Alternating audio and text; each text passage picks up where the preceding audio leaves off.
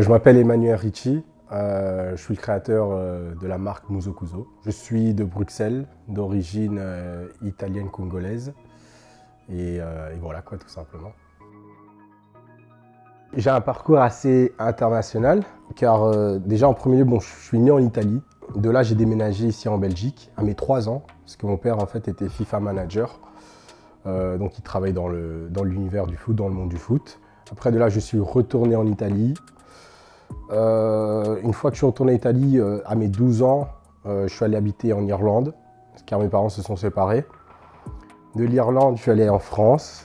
De là, j'habitais en Suisse. Après la Suisse, je suis allé habiter à Londres, en Angleterre, pour mes études. Je devais aller à l'université, mais j'ai jamais fini mes cours universitaires. Je suis un drop-out, comme on dit, drop-out college. Donc de là, je suis revenu ici en Belgique avec l'idée de lancer une marque de vêtements, de me lancer dans le textile et dans la mode ici en Belgique en fait.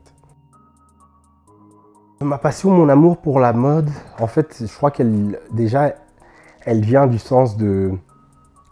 En fait, c'est déjà la création que j'aime bien. J'aime bien créer et j'aime bien innover en fait. Et j'aime bien mélanger. Donc quand je dis mélanger, j'aime bien en fait Muso Kuso.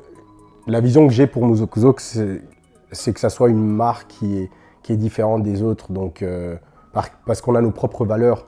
Donc avec le temps, les gens ils vont comprendre quand je dis différent. Je crois que l'amour pour la mode est venu... bien sûr, j'ai toujours aimé les vêtements, j'ai toujours aimé bien m'habiller, mais je crois aussi c'est grâce au fait que la mode est devenue un peu plus streetwear, un peu plus... youth, jeune. En fait, elle parle beaucoup plus à la culture hip-hop qu'il y a 10 ou 15 ans. Donc ça aussi, c'est quelque chose qui m'a pris. Donc quand j'ai voulu tout lancer, c'est ça aussi qui m'a motivé. Et oui, hein, donc le fait de créer et de créer ses propres univers à travers ses collections ou à travers des drops. Muso Kuso en italien veut dire bouche cousue. Pourquoi j'ai choisi ce mot? Parce que avant j'avais une marque qui s'appelait Meso Ricci, mais Ricci c'est mon nom de famille. Et proactivement je disais à tout le monde que c'était ma marque, que je faisais ci, je faisais ça. Mais avec Muso Kuso, je voulais avoir une autre approche. C'était plus moi qui allais vers les gens, mais c'était plutôt les gens qui venaient. On doit carrément découvrir qui est derrière Muso Kuso. Je ne le dis plus activement que je suis le créateur ou je suis celui-là qui a fait ci, qui a fait ça. D'ailleurs, je fais très peu d'interviews aussi pour ça. On a un directeur artistique, on a une directrice artistique, donc c'est mes collaborateurs design, donc on travaille sur le design. On a un apprenti et une secrétaire. Donc ça c'est vraiment l'équipe. De là j'ai 2 associés dans la marque. Donc le premier associé c'est Bertrand Giulioso, qui s'occupe de tout ce qui est multimédia, site, stock, etc. Et deuxièmement, j'ai mon deuxième associé qui s'appelle Erkan Tounser, qui lui, il est chef de production chez nous, donc qui s'occupe de tout ce qui est prod, design aussi, et voilà quoi. La mode, l'art, vient de chez nous. Donc quand je dis chez nous, vient de l'Europe. Mais la force qui est aux États-Unis, c'est la communication et le marketing.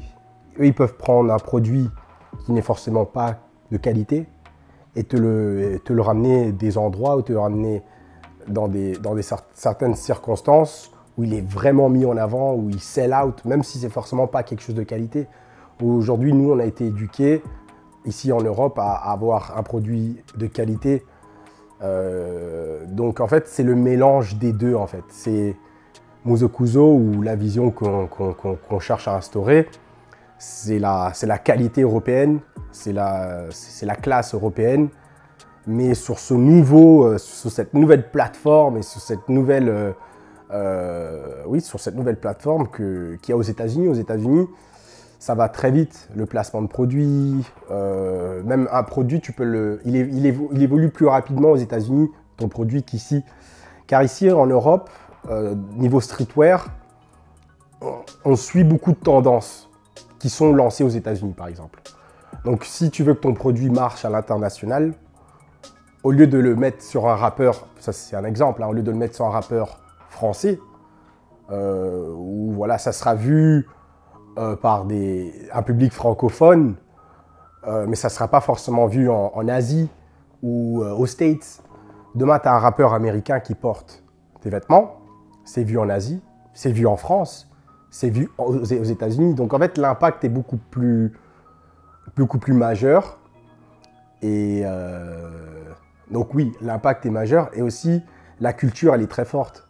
Donc ça veut dire que tu peux convaincre des gens en Asie à acheter ton produit parce que quelqu'un aux États-Unis l'a porté. Mais tu ne peux pas faire le contraire. Que ça soit au niveau national ou international, un artiste, quand il me rencontre, ça peut être il y a 4 ans ou maintenant, bon aujourd'hui je me connais mieux, je connais mieux mon travail qu'il y a 4 ans, mais c'est les mêmes bases en fait, c'est que j'instaure une confiance avec un artiste. L'artiste, que ça soit Hamza, Slim Nessio, Oudrich, Young Thug, il voit un artiste en moi, déjà. Donc c'est vrai que je ne rappe pas forcément, je ne suis pas devant le micro, mais j'arrive à comprendre et à ressentir ce que l'artiste veut faire ressentir, que ça soit dans son projet, dans sa chanson. Donc ça veut dire, en bref, j'arrive à partager l'univers de la personne. Et c'est ça en fait que les gens, ils kiffent. Donc ça veut dire que quand il va faire un son, en anglais on dit relate, je peux relate à ce qu'il dit, ce qu'il fait. Et ça c'est une chose qui a commencé dans chaque relation que j'ai eue avec n'importe quel artiste. Un des premiers artistes avec qui j'ai eu vraiment une relation, que ça soit amicale ou professionnelle, c'est Hamza. Pourquoi? Parce que moi, Hamza, on aime les mêmes artistes, on écoute les mêmes sons, on aime les mêmes marques, on vit une culture, on vit la même culture. Même si on n'est pas... Moi, je suis designer et lui, il est rappeur.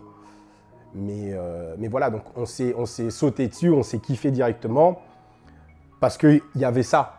On avait les mêmes kiffs. Donc Slim Nessio, la même chose et ainsi de suite.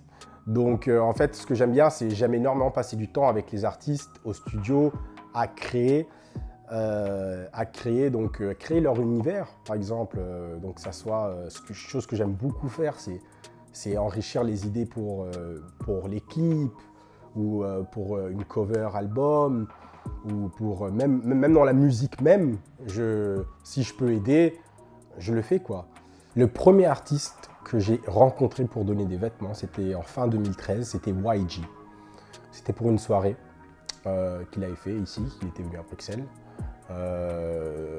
Donc de là, en fait, j'avais ma première expérience de placement de produit. Mais à l'époque, je ne savais même pas que c'était du placement de produit.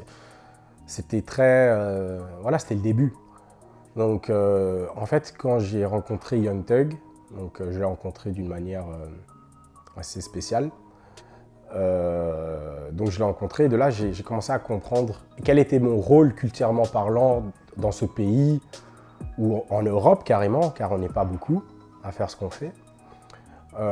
Donc voilà quoi, c'est quand il y a eu Young Thug, en fait, vu qu'il a porté ma marque plusieurs fois, ma première marque, ça m'a créé des connexions et ça m'a donné en fait une certaine notoriété, car Young Thug c'est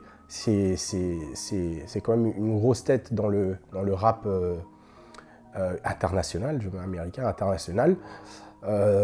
Donc voilà quoi. Donc ensuite, j'ai commencé moi-même à capter d'autres gens, d'autres rappeurs, en disant oui voilà, Young Thug il a porté, est-ce que tu aimerais bien porter? Donc après il y a eu lui, etc. J'ai eu donc c'était un effet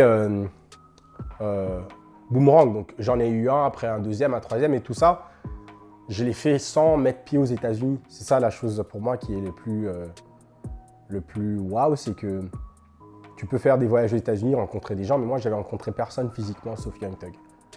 Et à part quand il venait ici. Quand il venait ici, oui, d'autres rappeurs comme Uji Mako, comme j'ai rencontré PNL, j'ai rencontré beaucoup de monde. Des fois, j'ai tellement rencontré de monde que voilà, quoi, j'ai rencontré Lil Yachty, Lil Uzi, ici, hein, donc sans que je mette pied à l'extérieur.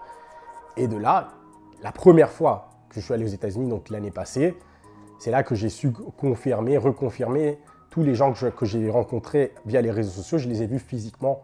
Et de là, ça crée encore plus de liens. Et voilà quoi. Mais tout a commencé, je peux dire tout a commencé quand j'ai rencontré Young Thug, oui. Gang Activity, c'est un projet qui est en cours. C'est un projet qui est né il y a 4 ans. Donc c'est mon ami, mon associé Loïc qui l'a lancé. Donc c'est en cours. Donc quand je dis c'est en cours, ça veut dire qu'on est en train de préparer, on est en train de monter une société pour Gang Activity et plusieurs différents projets. Mais à la base, Gang Activity, c'est un concept de soirée à l'international. Donc ça veut dire qu'on ramène cette culture hip-hop, streetwear dans le monde entier. On a fait des soirées à Tokyo, on a fait des soirées à Los Angeles, à Miami, on a fait des soirées à Atlanta, à Paris. Donc maintenant, en fait, c'est vraiment d'installer Gang Activity comme pilier international dans l'événement. Donc ça, c'est le but qu'on a pour cette future boîte. Donc c'est un projet qui est très intéressant et qui mélange la mode, la musique, les artistes, les designers. Et c'est tout ce qui marche bien maintenant, en fait, ce mélange entre la musique et la mode, la musique et la mode. Ma plus grande inspiration, c'est mon père. Parce que je l'ai vu se faire lui-même. Donc quand je dis se faire, je l'ai vu partir de rien et arriver à ses objectifs. Ça, c'est ma plus grande inspiration. C'est mon père et le travail que mon père a réalisé. Deuxièmement, mes associés, donc Bertrand et Erkan. C'est des gens qui sont dans des domaines différents l'un de l'autre, mais qui réussissent dans leur domaine. Donc c'est des gens qui m'inspirent au quotidien et qui me motivent. Même sans qu'ils me motivent oralement, en fait, ce qu'ils font dans leur vie me motive. Personnellement, un exemple pour moi et un objectif, c'est Virgil Abloh, ce que lui il a su faire, de lui-même et de sa marque. Hein. C'est un gros travail qu'il a su faire. Il a changé le cours des choses, il faut se dire la vérité. Il y a des gens, ils n'aiment pas elle, il y a des gens, ils l'aiment bien, mais il faut se dire qu'il a changé le game à jamais, donc chapeau à lui. Et mon but à moi, c'est de reprendre le flambeau et de le ramener encore à une autre étape en fait. C'est comme si j'avais une pression en moi qui ne me laissait pas en fait. C'est comme si c'est presque, je peux appeler ça une maladie presque en fait. C'est la maladie de vouloir réussir à tout prix. Quand je dis à tout prix, ça veut dire à tout prix selon mes forces à moi. Donc selon ce que j'ai dans mon cerveau et j'ai entre mes mains. Pour moi, l'ambition, c'est quelqu'un qui n'a pas peur de perdre, de tomber, d'avoir honte. C'est quelqu'un qui a un but et qui ne voit que ce but. Et tant qu'il n'a pas arrivé à ce but, il ne voit pas autre chose. C'est quelqu'un qui a, oui bien sûr, qui n'a pas peur, mais qui a du courage aussi. Quelqu'un qui est ambitieux, c'est quelqu'un qui est pauvre et qui finit riche. Ça peut être économiquement ou pas. Hein. Quelqu'un qui est ambitieux, ça peut être un petit garçon qui est né dans un village en Inde et qui a fini à l'université à Cambridge ou à Oxford ou à Harvard. Ça, pour moi, c'est quelqu'un d'ambitieux. Je ne parle pas de richesse économique, je parle de richesse en général. Ambition pour moi, c'est, vous allez le voir même dans la collection, dans les vêtements, c'est le V, le A, la vision et l'ambition, pour moi, c'est tout. Un entrepreneur, un businessman, un designer, un créateur, sans ces deux atouts, ces deux dons, il ne peut pas aller,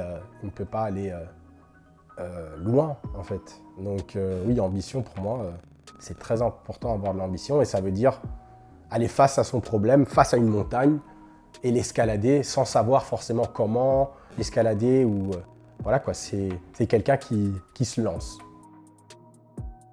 Mon éthique à moi, donc moi en tant qu'humain, Emmanuel, c'est en fait, si je travaille avec quelqu'un ou si je rentre dans un projet, la personne ou les gens qui sont autour doivent se dire non, quand on a fini, il doit se dire non, ce garçon, il a laissé une trace, il a fait quelque chose. En fait, j'aime pas entreprendre quelque chose et mal le faire. Je préfère pas commencer en fait. J'aime pas en fait la critique. C'est quelque chose que j'accepte pas beaucoup. Donc je suis très dur avec moi-même et avec mon équipe. Mon éthique de travail, en fait, j'en ai pas parce que ma vie est devenue mon travail. Donc comme je vous disais tout à l'heure, il y a des 1-2 mois où je parle pas avec ma mère parce que je suis tellement dans mes trucs, tellement... Je lui parle peut-être par texto, mais je l'ai pas au téléphone pendant 2 mois. Ah, c'est pas parce que je l'aime pas et tout, mais c'est parce que je suis tellement occupé dans ce que je fais, je suis tellement... Le matin, je me réveille, je commence directement. Et je me réveille à 9 h, je vais dormir à 3 h, je dors 6 h, et à 9 h, ça recommence. Des coups de fil au Japon, des coups de fil en Amérique, pour des bookings, pour des collaborations, pour des artistes, pour ça. Donc, mon style de vie aujourd'hui est autour de Muzokuzo et les autres projets que j'ai. Et j'ai pas envie d'arrêter en fait. Donc ça veut dire que mon travail est devenu numéro 1 dans ma vie. Ça veut dire que même ma vie privée, elle passe secondaire. Mais pas parce que j'ai pas le choix, parce que j'ai fait le choix de faire ça. J'ai fait le choix de me dire pendant ces 10-20 ans à suivre, je vais donner corps, âme et esprit dans ce que je crois ou dans ce que je veux pour moi. Donc j'ai envie d'avoir j'ai envie de réussir dans certains domaines et arriver à mes buts et mes goals, mais je sais que le plus je travaille, le plus rapidement je peux y arriver. Et je suis quelqu'un d'impatient aussi. Donc je veux voir la réussite, je veux la voir, je veux pas la voir à 30 ans, je veux la voir d'ici peu, quoi. Donc c'est pour ça que je mets tous mes moyens à moi pour avancer le plus vite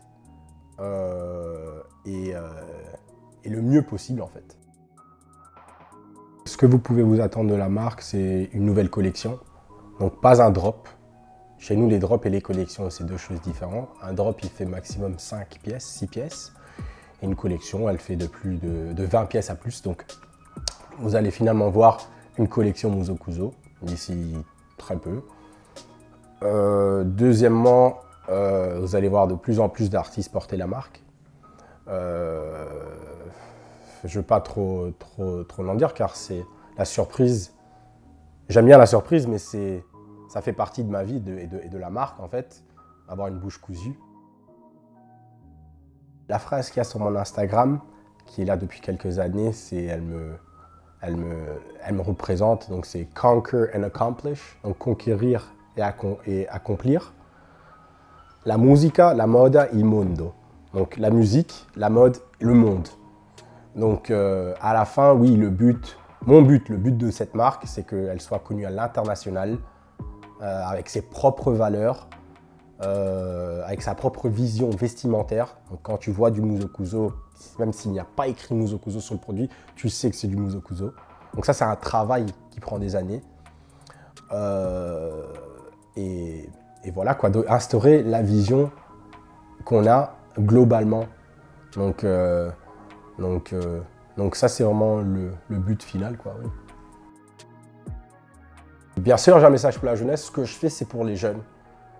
Donc, au contraire d'autres designers qui disent que leur création, c'est pour les jeunes, et puis ils mettent leur pull à 400, 500 euros. Moi, ce que je fais, c'est vraiment pour la jeunesse. Parce que comme je vous ai dit tout à l'heure, quand j'ai commencé à faire la mode, à faire des vêtements, à faire des créations, il n'y a personne qui voulait travailler avec moi, en fait. Personne. Même des gens aujourd'hui qui me courent après pour travailler avec moi, mais au début ne voulaient pas travailler avec moi. Et ce sentiment d'être rejeté, je l'ai eu, je l'ai compris. Donc beaucoup de gens viennent me dire oui, comment je fais, comment... Pour le moment, dans ma vie, je suis occupé, mais j'essaye de donner le maximum de conseils aux jeunes. Et les conseils que je peux donner, et même hier, j'ai encore posté sur mon Instagram, c'est quand tu as une idée, quand tu as un projet, et tu y crois, donc toi, personnellement, tu y crois. Bien sûr, il faut en parler à 2-3 personnes proches. Si ces gens sont partants, si tu es partant, il faut y croire et il faut foncer, en fait. Moi, quand j'ai lancé Muzokuzo, il y avait beaucoup de gens qui étaient contre la marque, ou contre la couleur, ou contre le nom, ou contre si. Et aujourd'hui, ils achètent du Muzokuzo. Donc les gens, c'est les suiveurs. C'est à toi d'être visionnaire. Donc ça, c'est le conseil vraiment. Si tu dis oui, non, j'ai ce qu'il faut pour entreprendre, pour passer à la prochaine étape, pour évoluer, pour être mon propre patron, pour être mon propre boss, ben, il faut y aller. Et il faut tout mettre. En fait, ce que je dis à mon ami Harry Pierné, c'est faut tout investir en soi-même en fait. Faut tout investir en soi-même. Il y a des gens, par exemple, quand je dis investir en soi-même, c'est-à-dire tu veux faire de la vidéo, ben va t'acheter une caméra, va t'acheter un fond blanc, commence. Tu veux faire des vêtements, allez, va apprendre à coudre. En fait, il faut... The sky is the limit. Tu peux tout faire, tout est possible. Je suis convaincu aujourd'hui qu'avec de la motivation, de la force intérieure et en peu de chance, tout est possible. Donc il faut juste foncer et se donner, les possibilités et créer sa propre chance. Donc quand je dis créer sa propre chance, ça veut dire qu'il faut aller toquer à toutes les portes et il faut vraiment sortir le meilleur du minimum. Donc voilà quoi.